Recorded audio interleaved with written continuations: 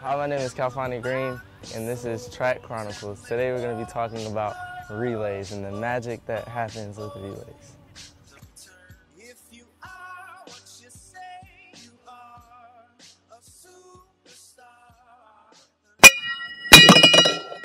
The worst sound ever at a track meet. The baton hitting the track. The fumble. Can you tell me bad things that could go wrong with a relay? Drop baton. Drop baton. Have you ever had that happen? Yes. We did a 4x4. I was in good position of coming in first place. Come around the back stretch, caught the second place person. We just battled for first place. Then in the curve, he elbowed me. You know how you back up? Yeah. So I tried to back up. I tried to turn another gear again. Go back at him. Then the baton fell out my hand. He elbowed out my hand and just flew off the track. He elbowed, it just flew up. So I'm like, oh my God. I tried to go catch it, but it was all the way behind the high jump pit. So I found it and I just finished the race. That's it. But there's no need to worry about the baton exchange if there's a false start. You jump the gun and the whole team goes home. Oh, okay. Okay, I got it. Was it too much pressure? I mean, I was just nervous. It was like we were set to win for the 4x1. So it was just the matter of fact of doing it. So it was a lot of pressure on first leg, so I just jumped. I was real nervous. I was so confused and nervous. I jumped. Oh man, what was that ride home like? Awkward. It was a ride. Mad. It was the worst because not only did we did terrible in the 4x1, the rest of the races that day weren't that good. So the coaches yelling at us. So it was real sad. But our 4x4 was the one that really hurt. Invisible to most people outside the oval is the schoolyard draft. Fantasy League. Pick me. You're the coach, and you have to put together a relay. What kind of runner would you put first? I would do the third fastest on first leg. And second leg, I would do the fastest. Third leg, I would do the slowest. And the second fastest would be last because... My 4x4 on first leg, that's where the dog is.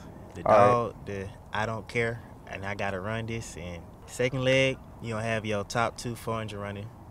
Like my boy said, you're either going to open it up or you're going to hawk somebody down and then open it up again. Gotcha. And then your third leg is going to be the person that holds it, keeps you in the race. Fourth leg, I prefer the fastest guy on last leg. The first leg gets him out, then the second leg maintains, and then the third leg maintains, and the fourth leg just catches up. Probably it'd be good if they were open 400 runner, because like the first leg is actually a legit 400. Somebody who can just maybe break some staggers and get them in a good position for the second leg. I think second leg should also be a very strong 400 runner. I feel like they have to be able to make do what it do when you get on the track. You know, you get the baton. I feel like they have to be able to run this 400 and run it with no hesitation, not be afraid to do what they have to do to get it to the third leg. Third leg, who do you feel like that should be? Maintenance leg, make up for what the first and second leg haven't done. I think the fourth leg should also be able to keep maintenance, like not get hawked down by the fourth leg. I feel like it should be one of the strongest runners on the team, rather than any of the other legs. I feel like they should be able to just finish strong, just like any other relay. So yeah, my first leg, that has to be like a really good open 4 runner because they got to get out and they have to they don't break in yet, so they have to set themselves apart from the rest of the field. And your second leg, that's to be a dog too. They have to break the stagger. Third leg basically has to hold it. If you're not in the lead, at least make up some ground and leave it to your fourth leg to finish the race. Let's start with the 4x1. What do you feel like the first leg has to, who is the first leg? A great starter, somebody who can set it up for everybody. Second leg definitely has to be beastly. It's definitely that race that leg where everyone is just looking like, what's the second leg gonna do? They have to be ready to hawk some people down and just take care of business. Third leg. I was at a good turn runner, maybe even a 200 runner, like catch some people and just set it up for the anchor. The fourth leg kind of has to have the fire in that race and end it well. What's it like to lose a leg, to lose a member of the team? You guys were both put in that situation, teammate quitting on you. What was some things going on in your eye? What did you see? Man, I saw a lot of disappointment, a lot of frustration. When he walked out on us, we didn't expect that from him because he's a humble kid. Right. But, at the same time, we had to do what we had to do. And he was first leg, so it really didn't change anything when we had the alternate. with the handoffs between him and Marvin. So we got out there, we did our thing. Kind of think about it. Him and Marvin handoffs were pretty good. You on that relay too this weekend? No. No? Did you watch him? Yes, I watched. Supported them? What did you see from like a spectator standpoint? I was nervous. I didn't want to false start. For my one, we had a lot of problems, like with the people got hurt. So that's a big one. Like if you pull your hamstring, it's just like, oh dang, what we gonna do? We had to have an alternate, and you know she was good, but she wasn't what we needed. But we had to just work with her because we couldn't use our you know, our person, our teammate, because she was hurt. Like she wasn't fast enough. Like as far as I knew, it was on me and Michaela, her, because it was like, okay, I knew that I had to get out, and if I didn't get out, then I felt like, you know, we was gonna lose. And so if I got out and Michaela, you know, she kept it up, and then it would go to Demery, and then if Demery did what she was supposed to do, it was on Kennedy. But usually it was like Kennedy. It was a lot of pressure on fourth leg because it's like you get hawked in. Right. What if something happens? Are you guys like prepared for? Yeah, we have an alternate. Tell me about the alternate. Like, do they train with you guys? No, the alternate doesn't train with us, but she runs the 400 hurdles, so they're equivalent in the amount of strength it takes to run, so she'd do well. And what about that fifth leg, the crowd?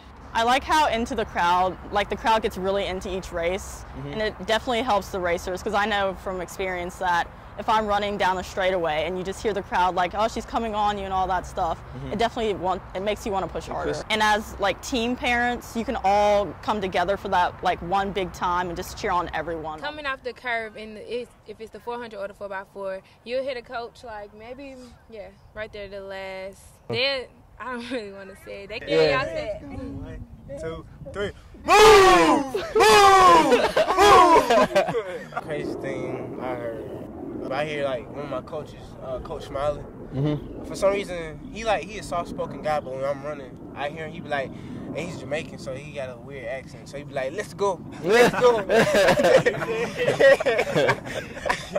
How about that Smith Athletics coach? Anybody? Is that motivation for any of y'all? Like, y'all just be like, that's so annoying. It's annoying sometimes. Yeah. What do he sound like? He'd sound like a tape recorder. Let's go, let's go.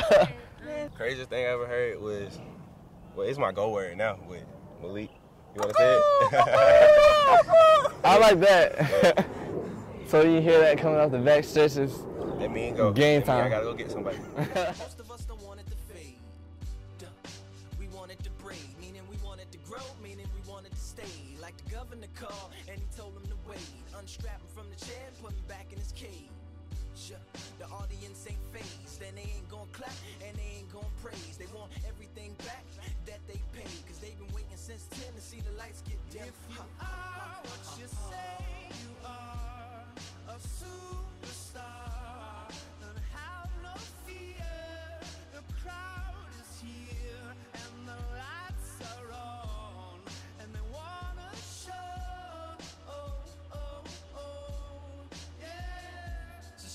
So chauffeur, come and take me away, cause I've been standing in this line for like 5 whole days. Me and security ain't getting along, and when I got to the front, they told me all of the tickets were gone. So just take me home where the mood is mellow, when the roses are thrown, M&M's are yellow, when the light bulbs around my mirror don't flicker. Everybody gets a nice autograph picture, one for you and one for your sister, who had to work tonight but is an avid listener.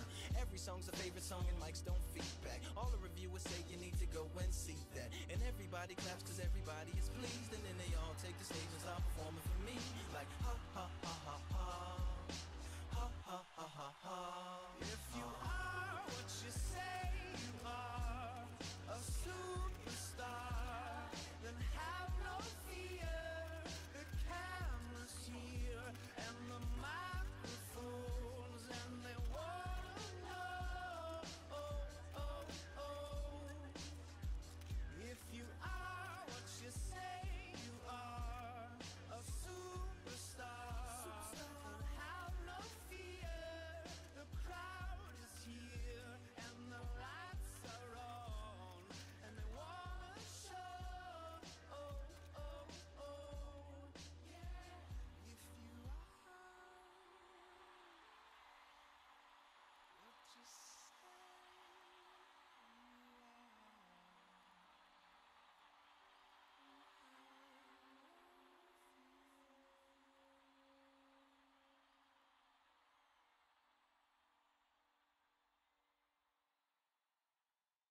Tell me, based on your experience, what's so special about relays, at least for the athletes? I think the relay gives an athlete an opportunity to be connected to a family and establish a bond, going to battle with at least 3 other kids versus going at it alone.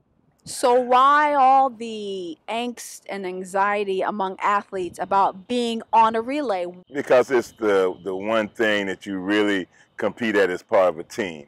Other than during school season when you're scoring points for your team, the relay is the biggest team part of track and field, and everybody wants to be a part of that team.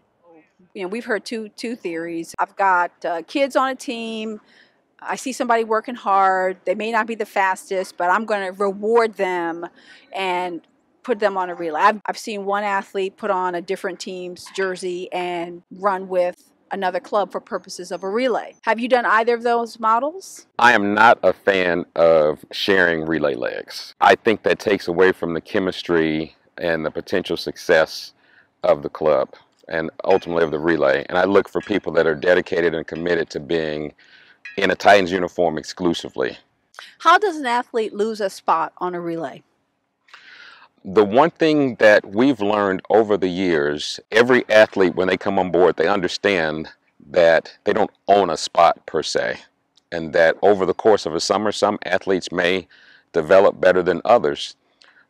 We won't change a kid because we're going to gain 1/10 of a second. Typically, that would only happen if an athlete was injured, couldn't fulfill their obligation, or someone just got substantially better than they did over the course of the season. People will come to you with an athlete and say, this person would be great for your 4x4. This person would be great for your 4x1. I've seen them throughout the season. Do you make room? If I have a group of athletes that's been together for some time and another athlete can add to that, they would have to be significantly better than what we already have for us to even consider making a change. Do you recruit for relays? I personally do not recruit for relays. However, when you have kids that attend different schools and they know other kids, there are often conversations between kids where someone says, hey, how do I become a part of this program? Certainly, I will entertain a conversation with any parent or kid that's interested in joining my program, but typically it's not just about a relay. It's about. In what way are parents involved in relay selection? They want to make sure that their little Johnny or their little Johnetta is part of the relay and definitely on the A team and not the B team and things like that. I've seen clubs break up over relays. I've seen factions of clubs leave over relays. That's how intense and how involved relays can get.